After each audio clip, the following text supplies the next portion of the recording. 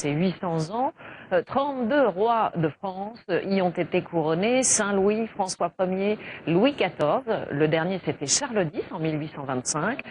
Pour chaque sacre, il y avait un cérémonial bien réglé. Le roi longeait la cathédrale au moment de son sacre. Le roi quitte le palais du Tau par cette voie.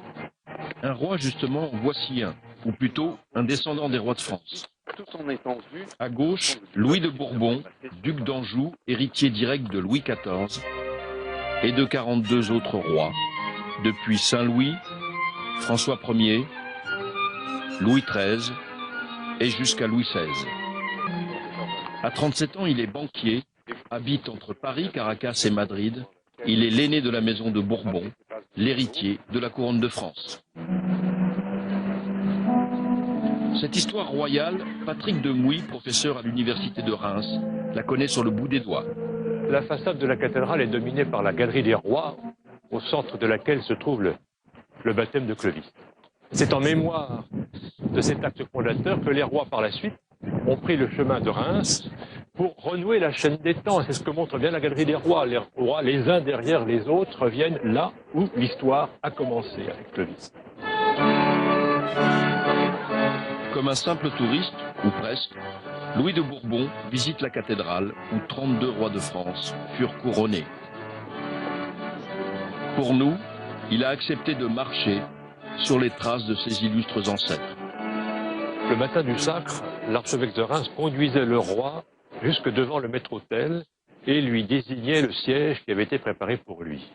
Et c'est là où est encore l'autel aujourd'hui, qu'avait lieu le sacre. Le roi commençait par prêter serment sur l'évangile, de défendre les libertés de l'Église, de faire régner la justice et la paix, de défendre le royaume. Puis l'archevêque lui conférait les onctions avec l'huile de la Sainte-Ampoule, l'huile sur la tête, sur la poitrine, sur les épaules, sur les bras, investissait son corps. Il lui remettait alors le sceptre, la main de justice, le grand manteau fleur-de-lysée, la couronne, et ainsi paré, le roi était reconduit en cortège jusqu'à l'entrée du chœur où il prenait place sur un trône surélevé. Les pairs de France lui rendaient hommage, les portes s'ouvraient et le peuple venait acclamer son souverain. La dernière vision qu'emportait le roi avant de sortir était celle de cette porte monumentale qui lui rappelait, gravée dans la pierre, tous ses devoirs à venir. Alors vous êtes ici vraiment au cœur du trésor du palais du Tau et de la cathédrale de Reims, avec les objets qui ont trait directement au roi et à son onction. Évidemment, il y a la Sainte-Ampoule qui est conservée dans ce reliquaire.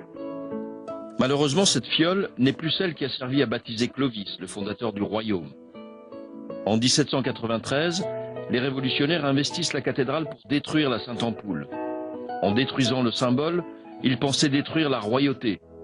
Mais le curé de l'époque, prévenu la veille, a juste le temps de transvaser le contenu dans une autre fiole avant que l'original ne soit brisé. En 1905, la légende de la Sainte-Ampoule rebondit lorsque l'État et l'Église se séparent. Les curés vont récupérer la précieuse crème sainte, gardée depuis, au secret. Monsieur le curé, qu'est-ce que vous tenez dans les mains? Une photo de la Sainte-Ampoule. Le contenu, il est dans cette petite fiole qui est conservée à l'archevêché. Donc le contenant est au palais du Tau. Et le contenu à l'archevêché. Ça fait pas trop polémique, ça? Non. Mais nous avons tout pour sacrer encore un roi. Vous pensez que ça arrivera? Je ne pense pas. L'héritier du trône ne semble pas plus convaincu que l'abbé. Ce n'est pas à moi de répondre cela, mais mes Français d'y répondre. Mais est-ce que vous l'espérez, vous? Je suis au service de la France et si les Français le veulent, je serai toujours là. Juste avant de quitter la ville des Sacres, Louis de Bourbon croise une classe de CM1 en visite dans le palais. Quel âge a-t-il? 9 ans. Une question nous brûle alors les lèvres. Et si un jour la France avait à nouveau un roi? Ça serait bien.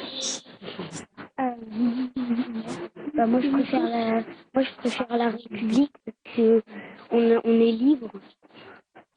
Pourquoi avec les rois, on n'était pas libre? Il y avait les paysans qui étaient. Il fallait pas être paysan parce qu'on payait. Au revoir et à très bientôt, j'espère. Au revoir.